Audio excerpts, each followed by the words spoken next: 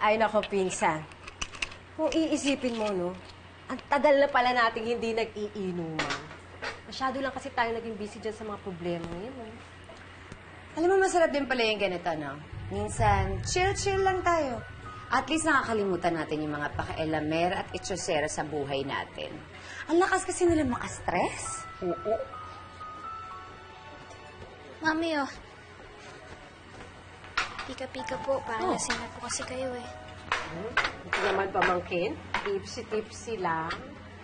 Kayo po, Mami. Okay lang po ba kayo? Oo naman, anak. Okay na okay pa ako. Alam mo, basta alam ko na mabait ka sa akin, okay ako. At least alam ko na madali lang kita mapapaikot. Basta maaalagaan. Joke lang yan, eh. Ma'am, may bisita po si Catherine sa labas. Sino? Michael daw po, kaklase ni Catherine. Opo, Mami. Kaklase ko po yun si Michael. Namimiya nga po siya dati, eh. Sige po kayo, papasukin niyo po. Pero hindi ka pwedeng lumabas. Hindi ka pwedeng tumanggap ng bisita. Eh, hindi naman po kami lalabas, eh. Diyan lang naman po ako. Tsaka baka po kasi may pinapasabi po yung teacher ko, eh. Oo nga naman, pinsan. Tungkol naman pala sa school yun, eh. Tsaka ang bait-bait na kaya ng pamangkin ko. Hayaan mo na. Sige na po, Mami, oh. Para rin pong sabihin ko na lang po yung teacher ko na mag-leave po muna ako sa school. O sige na. Basta mabilis lang. Huwag kang lalayo. Ha? Sige na. Thank you, Mami.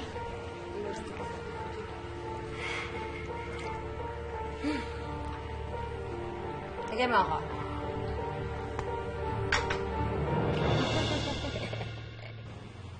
Isabel, papalapit na po ako kay Catherine. Sige po, basta po, magkita na lang po tayo sa meeting place mamaya. Michael. Buti naman dumating ka. Kailangan ko yung tulong mo. Alam ko na eh, si Ma'am Isabel na papunta sa akin dito.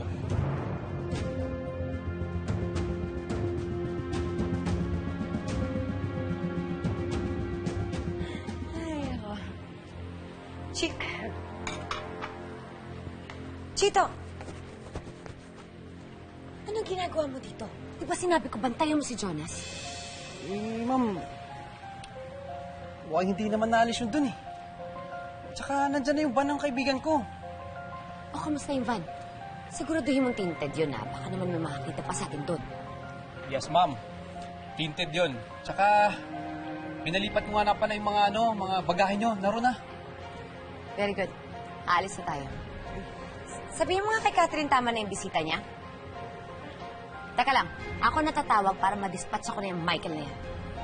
Aalis na tayo, ha? Sige, ma'am.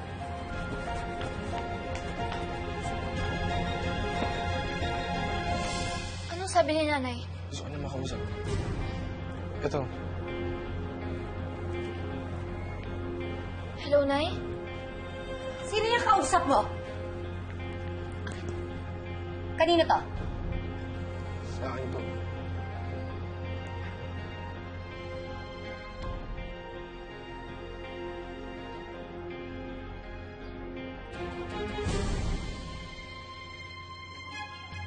Number 2 ni Isabela. Sumagot ka!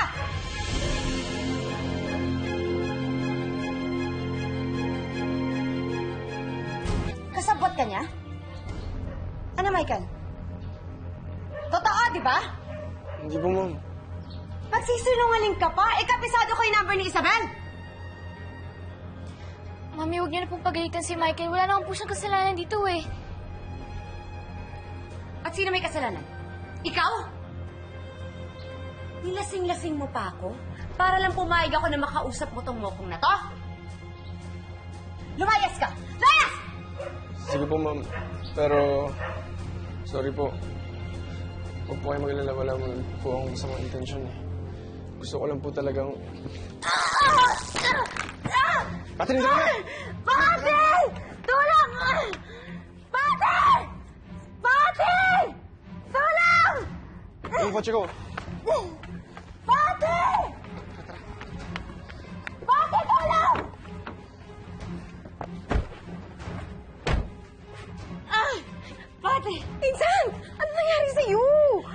Catherine, tinakasan niya ako! Kailangan mahabol siya! Michael, bilisan mo na kaya. Wait lang. Mag-start ka! Start ka! Chito! Chito! Chito, bilisan mo!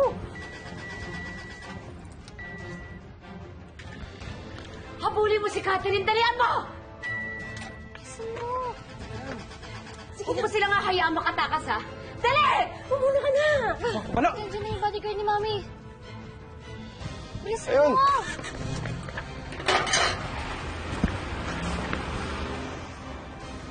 Ano ba mayroon sa'yo? Halika na!